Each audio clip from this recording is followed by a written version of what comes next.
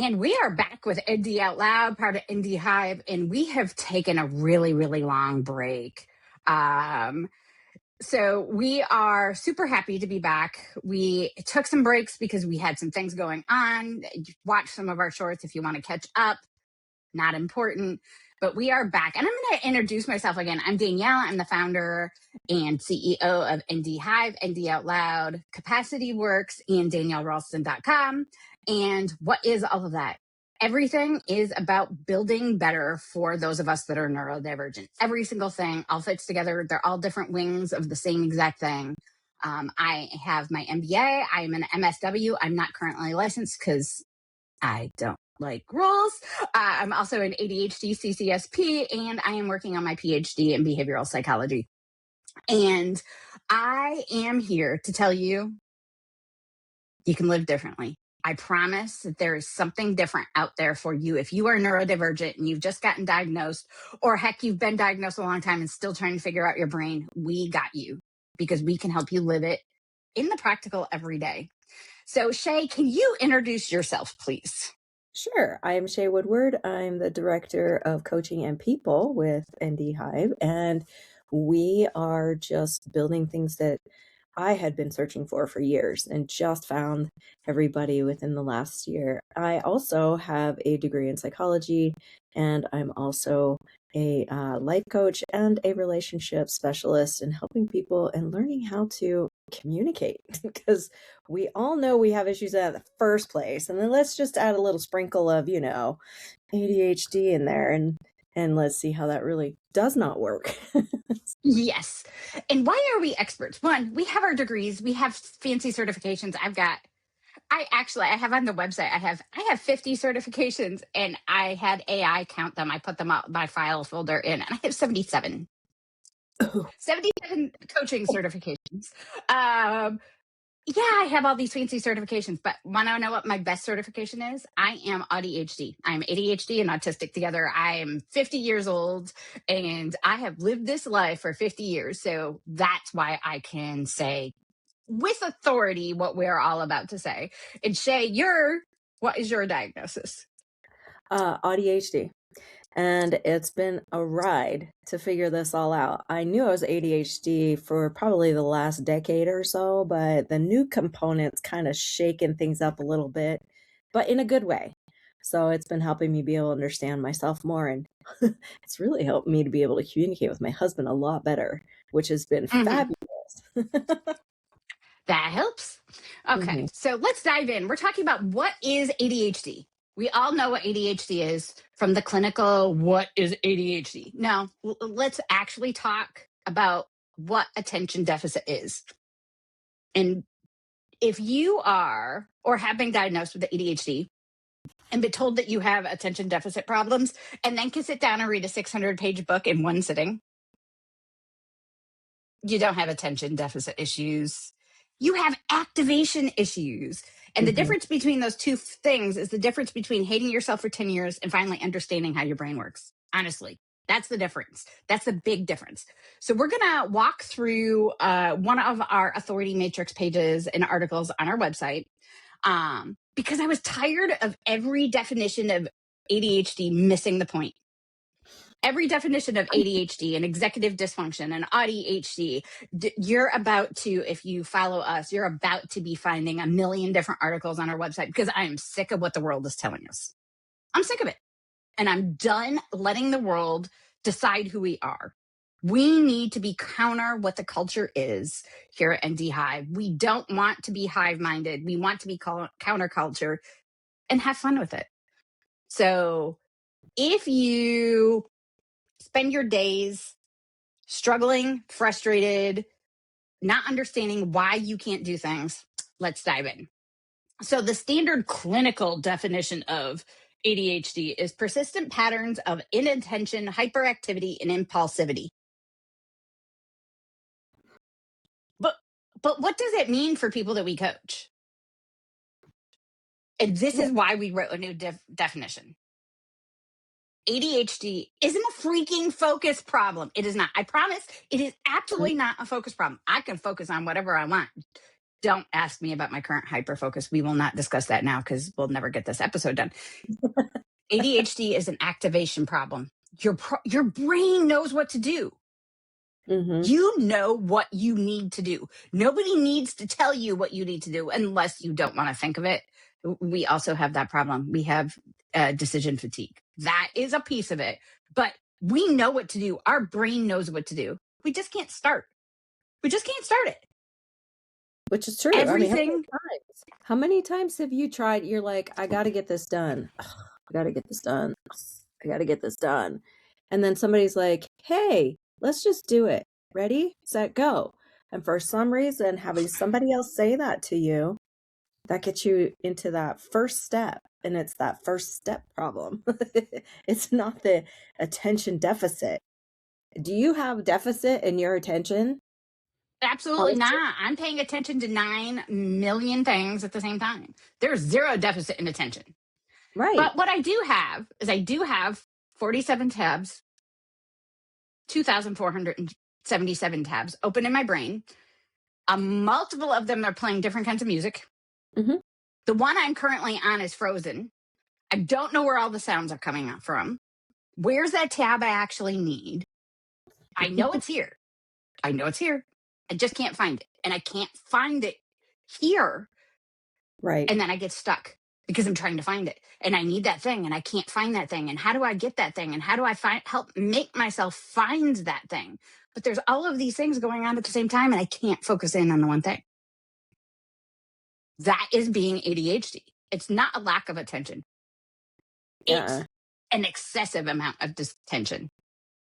Oh, it feels like little bombs are being dropped on you all day long. It's kind of it, and I don't always say necessarily little bombs because it's not always exploding things, but there's always that sense of things going. Like you never just can stop and close your ears and not hear anything. Whereas we see people that don't deal with ADHD are able to be like, oh, here's my task list. Let's start with task 1, and then we're going to do task 2, and we can go down one by one. But us, it's more like, oh, here's task 1. We're starting task 1. Okay, but what about that part over there that could go into task 1? Let me check that out over here. And then this one over here. And oh, don't forget, we've got the clock ticking in the background and we've got kids crying or talking, or we have coworkers that are singing along with their music or whatever it is. There's all those things just coming in all the time. And we don't have necessarily the capability of just pushing it all back and having that one vision of where we're going and doing. So on the page on the website, I talk about sitting on a couch. I know I need to get up. I know I need to go to my desk and start working on things. I know I need to, but I'm stuck. I'm stuck.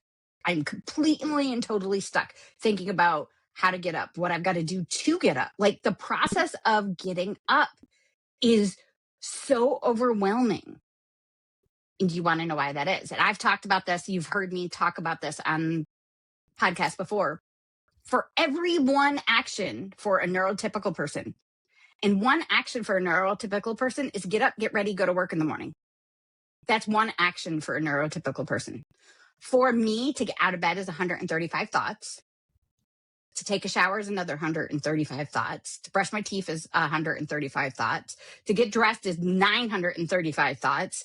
To go out and make coffee and have breakfast is 5,254,000 thoughts.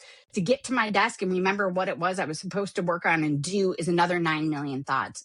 But by the time I even get here, I'm exhausted.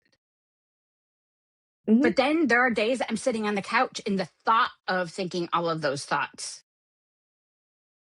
is just exhausting. It's stuckness. It's not being chaotic. It's not being able to focus because I know exactly where my end goal is.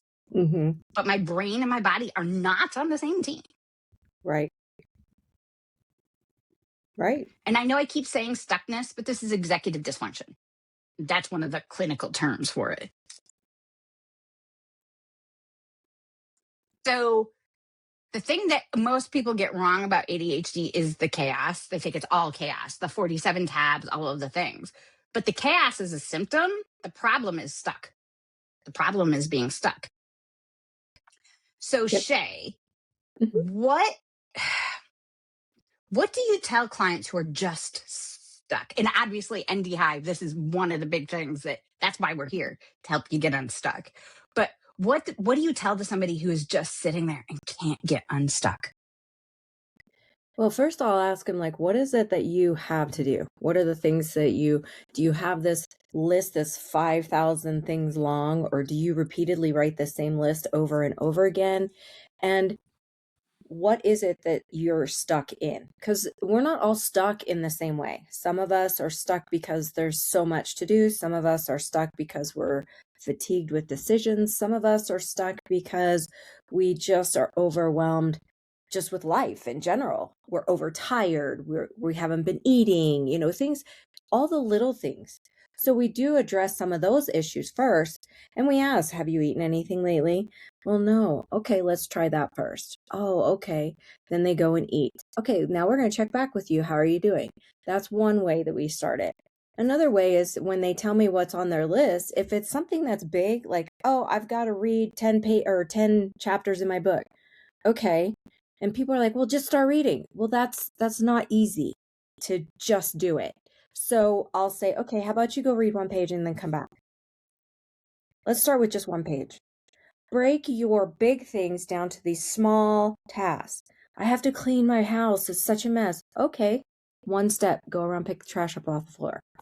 Hello. And You got I one think day. part of that is even thinking of that. Well, we could tell somebody to break it down into little tiny steps, but you can't do that on your own. And I No, think this is the foundation of the Hive, is never live life alone. right. I need permission from somebody else to tell me what to do. Or I need the instructions from Shay to say, just read that one page. Just go pick up the socks off the floor. Not look at your whole entire bedroom that needs to be cleaned. Just pick up the socks. That's all you're doing right now. Well, Just pick up the socks. and the other component to that was I said, come back and let me know. Yeah. Okay, there's a reason and a purpose for me saying, come back and let me know. And part of it's to help them recognize and gain those awarenesses so that they can start learning those little things on their own so they don't necessarily have to use us all the time, but they want to, making a difference in that aspect. The other aspect is that little dopamine then when they see that they have accomplished something, because dopamine is a huge thing in our world. That's something that helps us with moving forward in the boring things. If we see that end result that's going to give us that feel goods, whatever it is, then we can sometimes get over that stuck. So that's some of the things.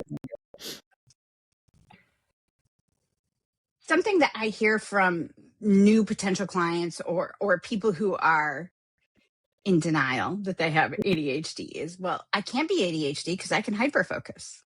Sorry. It's We know not why a we're focus laughing. problem. It's not a focus problem. Because But that's when what we're I want to focus, there is, just ask anybody who knows me, there is no stopping me when I want to focus on something. No. We'll say something to Danielle and then crickets for a while. And that's fine. That lets us know that she's in her hyperfocus mode of doing something that she finds is very important or is a next step in whatever she's working on. It doesn't have to always be work either. We can hyperfocus on kids. We can hyperfocus on cooking, on sewing, on work. Star Wars and Hobbies. it could be anything, and that's okay. Because I talk about on the page 6 mechanisms of ADHD, which they're interest, challenge, novelty, and urgency are some of them. I'm not going to go into all of them because there's too many. So let's kind of look at those. But when you understood that you needed interest, a challenge, novelty, and urgency, what shifted for you in understanding your ADHD? Interest, challenge, and urgency. I think Novelty. It has to be fun.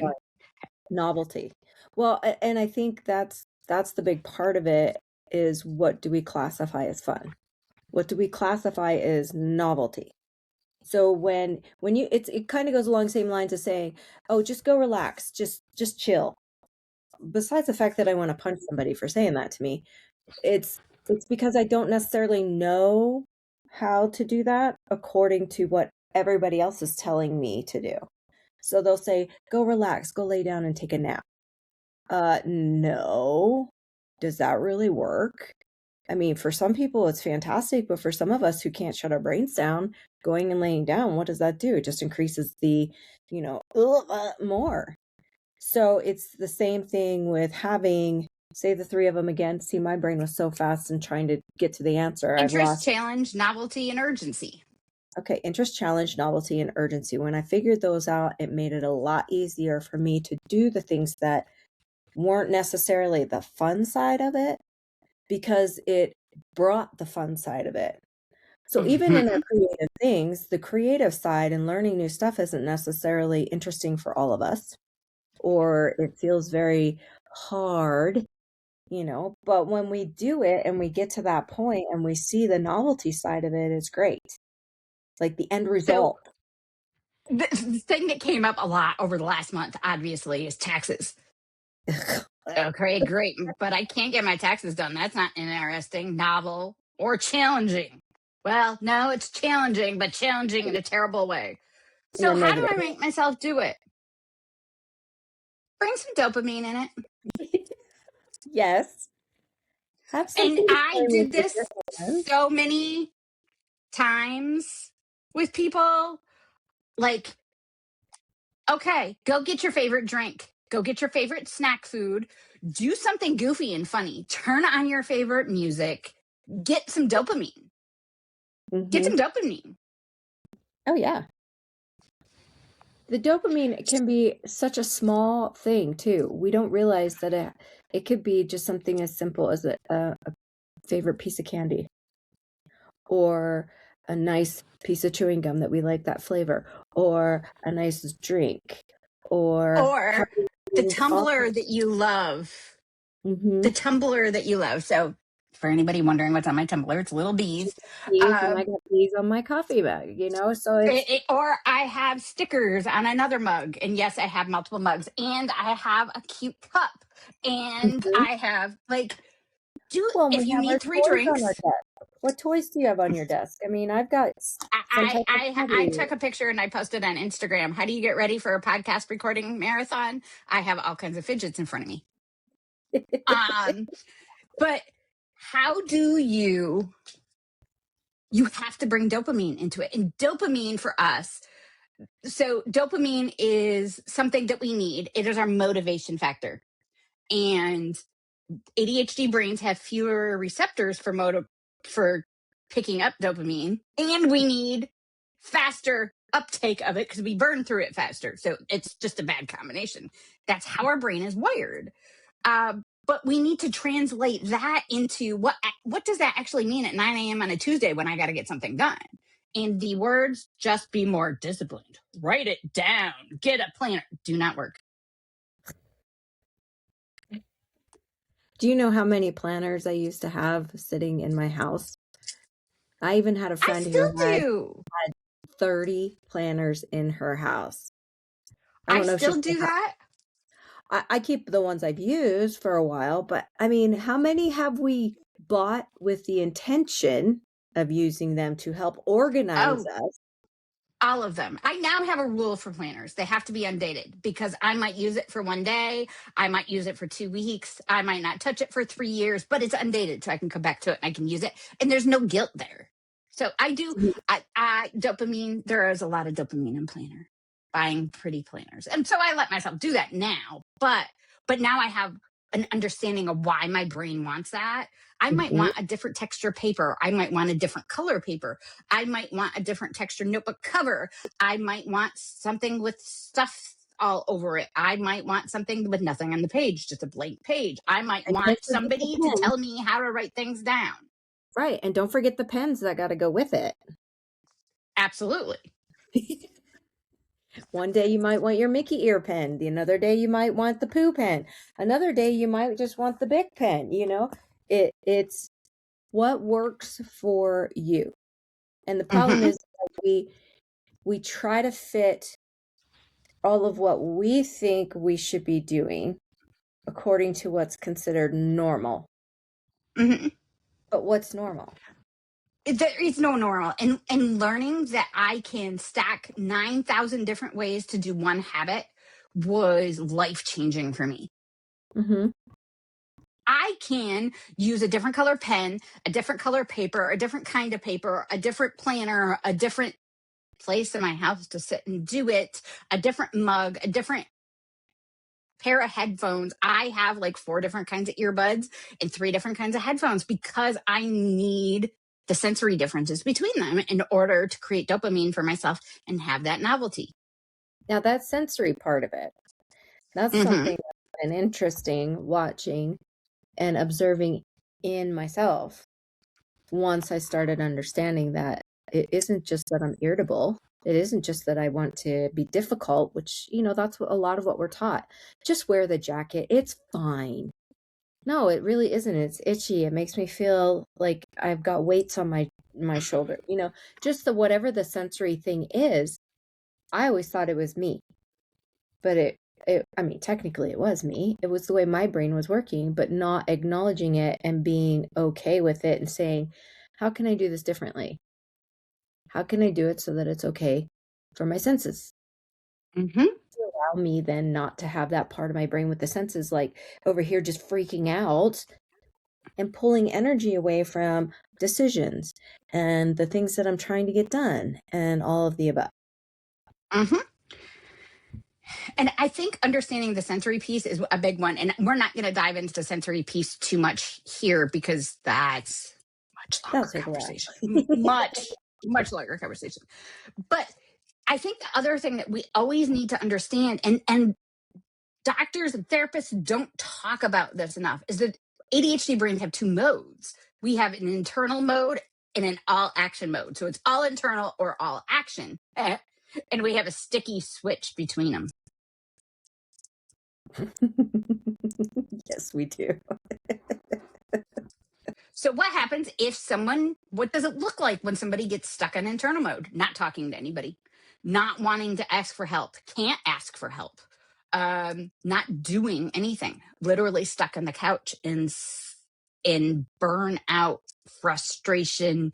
I know I should do this mode. And there's a lot of times, not always, there's about 50% of the time when you're stuck in internal mode, you're stuck in inaction, frustration, shame loop. The other 50% of the time, it was, I'm done. I'm tired. I'm exhausted. I need a total shutdown internal Mm, mode. Or I'm in sensory overwhelm and I can't deal with anybody and I need an internal day. All of those mhm. are fine. Like did you just hear me? All of those internal modes are fine. And then we have action mode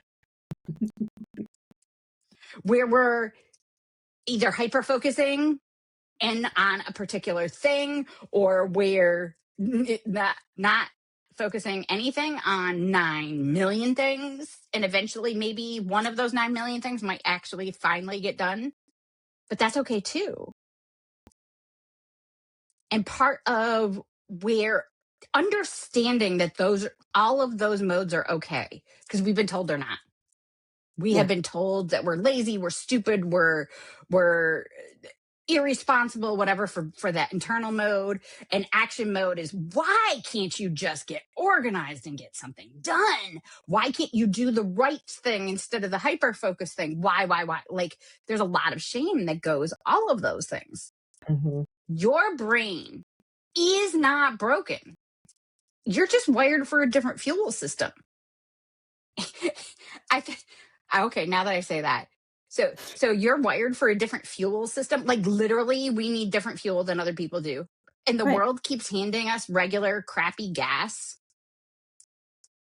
but we run on very specific premium gas. And that's it. Mhm. I want you to hear that illustration again. The world is handing you crappy, disgusting old gas to try to run on. the kind that's going to shut down that lawnmower. Mm-hmm. The old Your city. brain, Yep. your brain runs on premium, the best gas. And when it's running on the best gas, it's running at optimal level and you are unstoppable. That doesn't mean we can do that every single day because that best gas runs our brain out and it runs our body out of energy and everything. Oh, it does. But your brain isn't broken. It just needs a different type of fuel for it. And the fuel is dopamine, it's serotonin, it's novelty, it's urgency, it's all of these things. So here's where I'm going to try not to get in my soapbox. I'll Try help not you to get my stay off. soapbox. This part is going to make most people uncomfortable because every productivity book, every habit stacking method, just build another routine piece of advice, fails. And it fails within either it fails immediately or it takes 2 weeks to fail. Mm-hmm. It depends on how our brain is doing. So, what is on productivity advice? And you and I have talked about this so many times. What is the most well-meaning advice that made you feel like actual trash as an ADHDer? Oh gosh. I'd say the first one would be, well, if you just write it down, you get it done.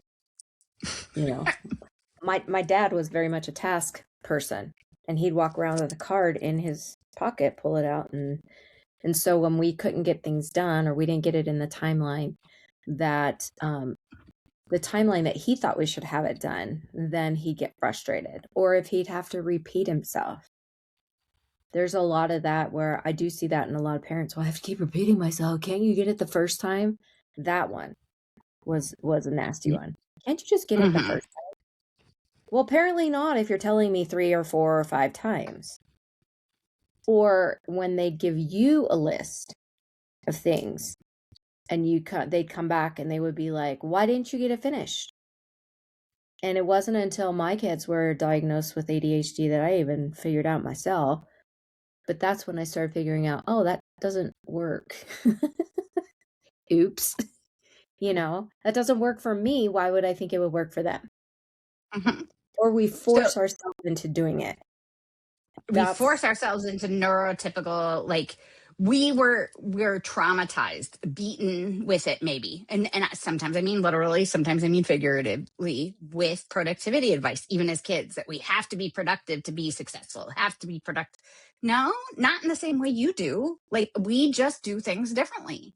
And I had to learn going back to college, getting my degree and all of that when I had a little one with my little one was neurodivergent. He's 29 now, so he's not so little now.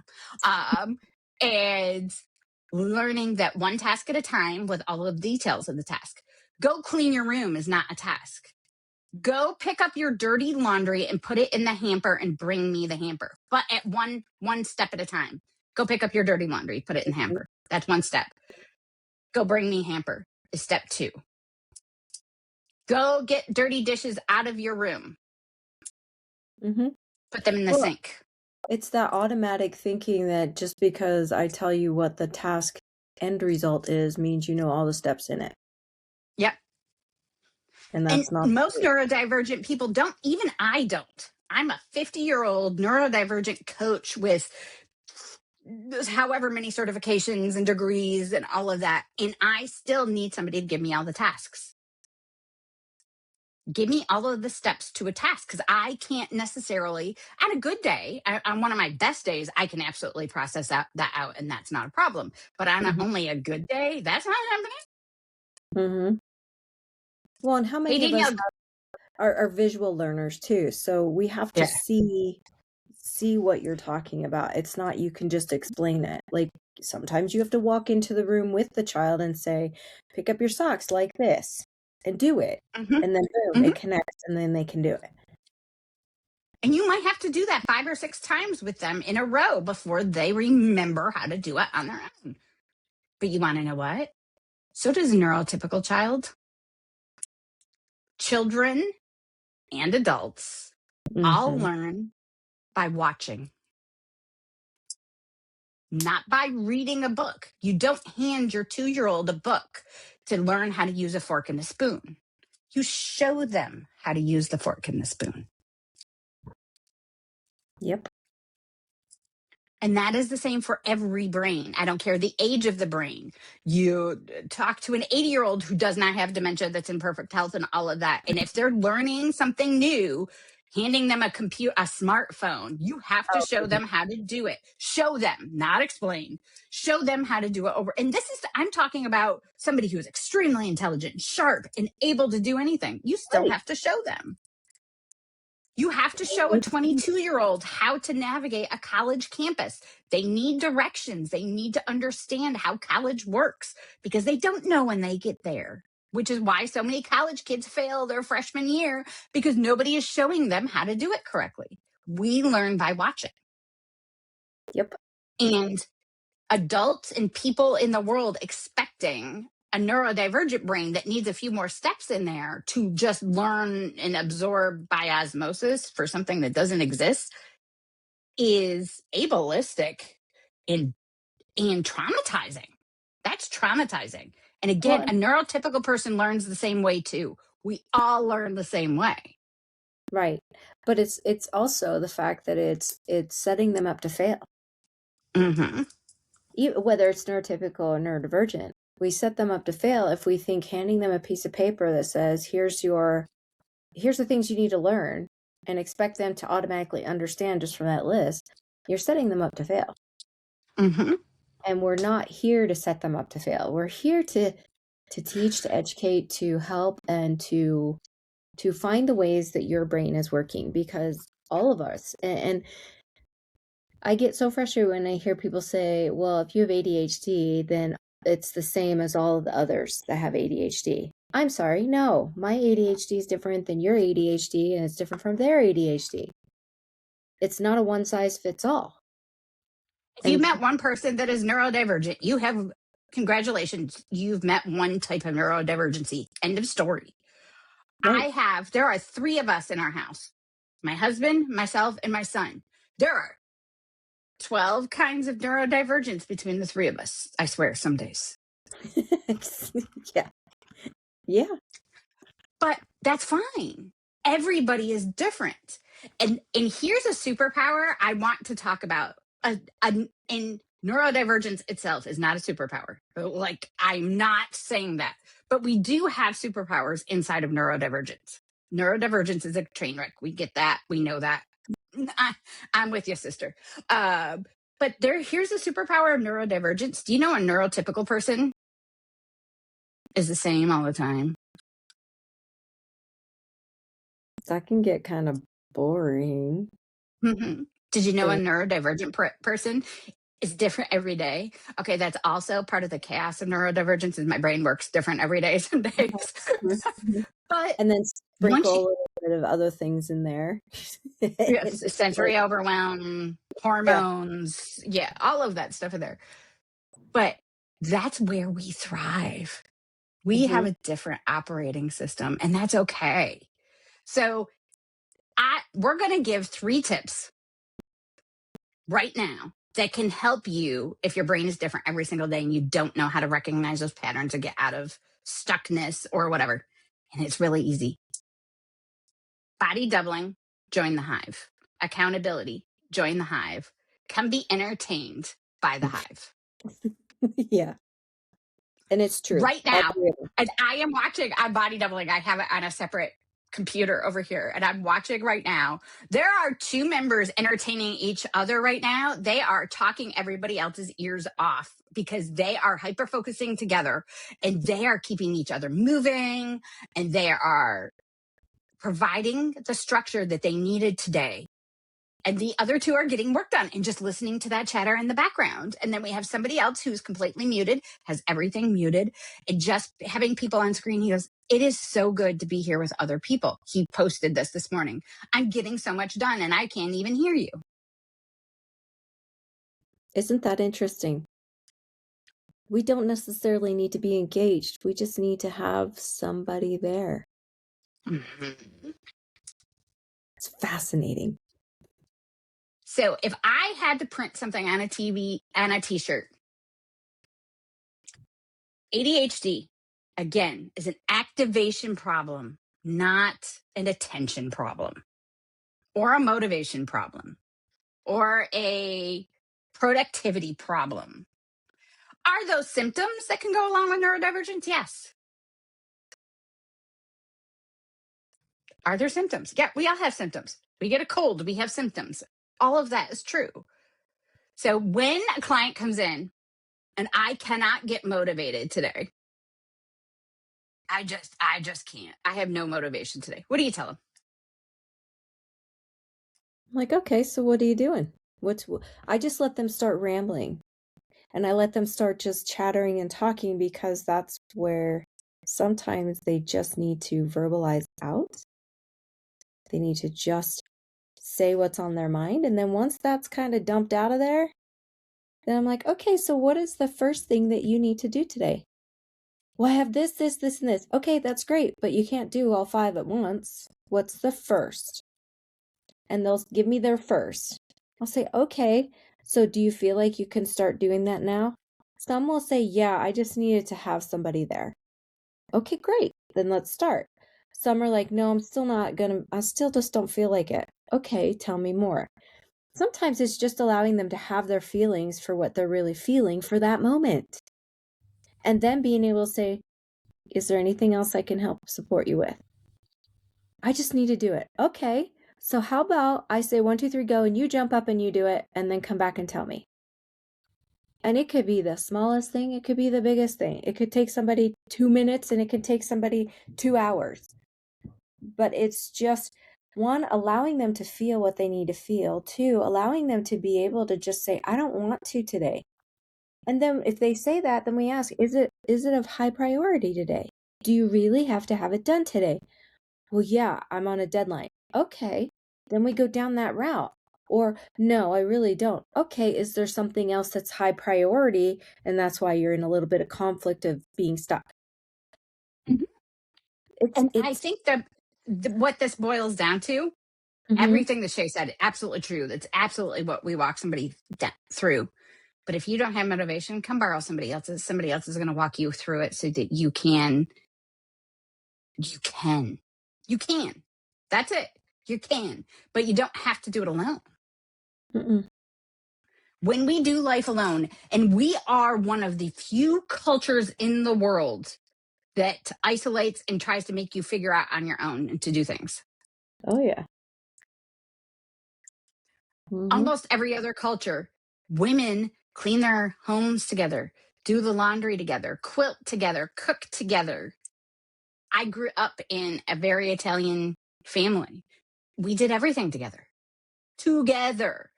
If you live in Italy or all over Europe, there are third spaces where you get together to have conversations and do things with people, and you work in community and you live in community. We don't do that here in the US. And even after we've had, a lot of isolation a few years back from something that was pretty traumatic for the whole world, I think it even exacerbated it so much more. And trying to reconnect, we have a connection issue in the first place, being ADHD. And then on top of it, trying to reestablish some of those can be really difficult. So why not come into the hive and be able to establish new relationships? Be able to establish a relationship, as far as you may not even have anybody you can count on, you can talk to, you can feel better with.